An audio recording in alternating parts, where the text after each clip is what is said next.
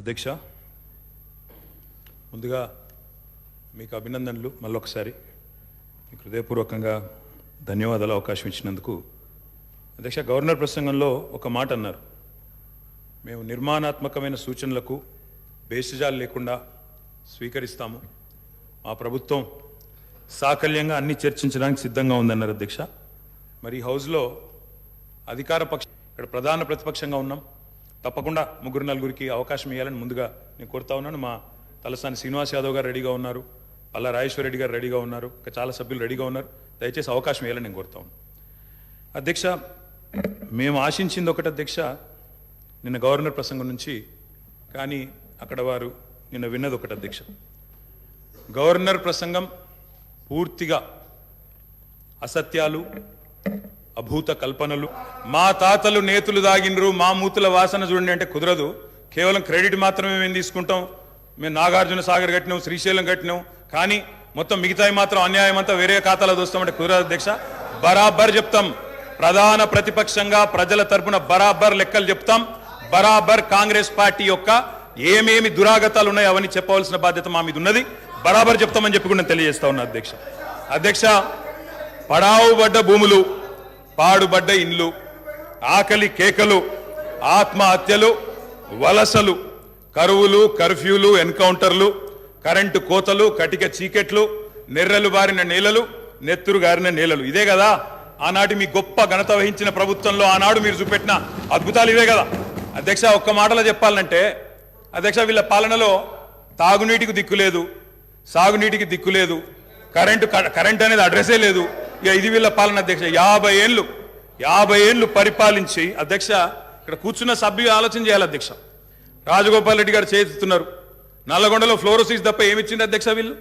నల్లగొండలో fluorosis తో 1,50,000 మంది నడుములు వంగరబోతుంటే మునుగోడు నియోజకవర్గంలో ఒక్కసారి నాకు ఒక కాంగ్రెస్ సభ్యుడు మాట్లాడింది అధ్యక్ష. అధ్యక్ష అధ్యక్ష సబ్జెక్టే మాట్లాడుతున్నా అధ్యక్ష. తర్వాత సభ్యుడికి ఇష్టం వచ్చినంత టైం ఇవ్వండి, మాట్లాడినివ్వండి, మాకు అభ్యంతరం. I'm not yielding sir, I'm not yielding. అధ్యక్ష, నల్లగొండలో ఫ్లోరైడ్ బాధలు, దేవరకొండలో పసిపిల్లల అమ్మకాలు, పాత బస్తీలో మైనారిటీ తీరని బాలికల వివాహాలు, మహబూబ్ నగర్లో గంజి కేంద్రాలు, పాలమూరు నుంచే 14 లక్షల మంది వలసలు ప్రతి సంవత్సరం. అధ్యక్ష, ముఖ్యమంత్రి రేవంత్ రెడ్డి గారి సొంత నియోజకవర్గం కొడంగల్లో ప్రతిరోజు 2 బస్సులు అధ్యక్ష బొంబాయికి పోయేది. కొడంగల్లో, నారాయణపేటలో, మక్తల్లో ప్రతిరోజులు 2 బస్సులు. అదేవిధంగా అధ్యక్ష, ఆ బస్ స్టాండ్కు పోతే ఆ వలసలను చూసి సలసల కాగే కన్నీళ్లను గారుస్తూ ఆ భార్యా పిల్లల ఏడుపులు. అదేవిధంగా 50 ఎకరాలు ఉన్న రైతైనా సరే అధ్యక్ష, తెలంగాణలో ఆనాడు కాంగ్రెస్ పరిపాలన ఎంత గొప్ప పరిపాలన అంటే అధ్యక్ష, మహబూబ్ నగర్లో 50 ఎకరాలు ఉన్న రైతైనా సరే గుంపు మేస్త్రిగా పనిచేసే దుస్థితి అధ్యక్ష. హైదరాబాద్కి వచ్చి కూలీ చేసుకునే దుస్థితి. ఇది వాస్తవం అధ్యక్ష, వారికి కూడా తెలుసు. ఒక్క మాటలో చెప్పాలి అంటే తప్పకుండా చెప్తాం, అన్ని చెప్తాం. గౌరవ అధ్యక్ష కేటీఆర్ గారు చెప్తా గౌరవ కేటీఆర్ గారు ఒక్క నిమిషం, డిప్యూటీ సీఎం గారు మాట్లాడతారు. ఒక్క నిమిషం. బొంబాయి, బొగ్గుబాయి, దుబాయ్ ఆనాడు ఇదే కదా అధ్యక్ష. మొత్తం ప్రజలు వలసలు పోయే దుస్థితి, రైతులు మొగులు దిక్కు చేసే దుస్థితి. మొత్తంగా ఆఖరికి ఇవాళ అక్కడ కూర్చున్న ముఖ్యమంత్రి గారి సొంత జిల్లాలోనే గంజి కేంద్రాల అధ్యక్ష. ఇందిరమ్మ రాజ్యం అంటే గంజి కేంద్రాలు, ఆకలి సావులు, ఎన్కౌంటర్లు తప్ప ఏముండే అధ్యక్ష? ఇది గొప్పగా చెప్తున్నారు అధ్యక్ష. ఆ రోజుల్లో ప్రాజెక్టులు కట్టకున్నా, పైసలు తరలించకపోయిన ఆంధ్రాకి మౌనంగా మంగళహారతులు పట్టింది తెలంగాణ కాంగ్రెస్ నాయకులు కాదా అధ్యక్ష? ఆనాడు మేము రాజీనామాలు చేస్తుంటే, గొంతు చించుకుంటుంటే, పేగులు దిగేదాకా కొట్లాడుతుంటే, పదవుల కోసం పెదవులు మూసుకున్నది ఎవరు అధ్యక్ష? ఇలా బాగా మాట్లాడుతున్నారు అధ్యక్ష. ఇంకొక మాట చెప్తా ఉన్నా, ఇదే శాసనసభ అధ్యక్ష, తెలంగాణ పదం నిషేధిస్తే ఒక్క కాంగ్రెస్ నాయకుడు మాట్లాడిండా అధ్యక్ష? ఇదే శాసనసభలో అధ్యక్ష, అక్కడ కూర్చున్న ముఖ్యమంత్రి కిరణ్ కుమార్ రెడ్డి గారు, మా హరీష్ రావు గారు లేచి మాకు నిధులు ఇవ్వరా అని అడిగితే, ఒక్క పైసా ఇయ్యా, ఏం చేసుకుంటావో చేసుకోపో అన్నప్పుడు ఒక్క కాంగ్రెస్ నాయకుడు మాట్లాడిండా సార్? ఇలా బాగా మాట్లాడుతున్నారు.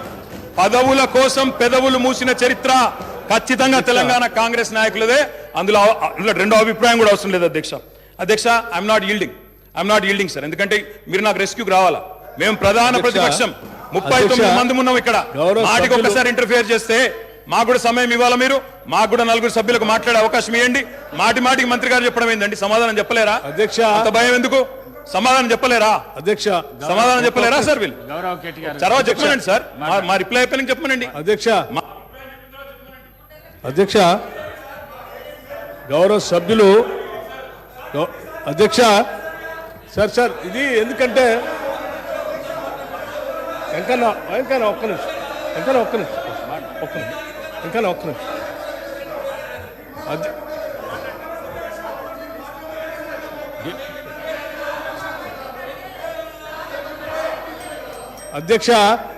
అధ్యక్ష, స్పీకర్ సార్, గౌరవ్ కేటీఆర్ గారు, బ్రదర్ ప్లీజ్, నేనేం మిమ్మల్ని క్రిటిసైజ్ చేయట్లేదు, కూర్చో, ఒక్కడే నిమిషం. I'm trying to advise you, please I'm trying to advise you, please. Gaurav నేనేం మిమ్మల్ని క్రిటిసైజ్ చేయట్లేదు, దయచేసి ఒక్క నిమిషం.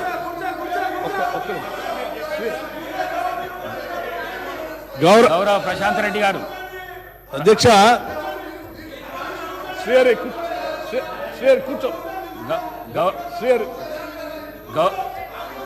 అధ్యక్ష ఒకటే నిమిషం. అధ్యక్ష, గౌరవ శాసనసభ్యులు సీనియర్ శాసనసభ్యులే, వారు బాగా తెలుసు సభా వ్యవహారాలు కూడా.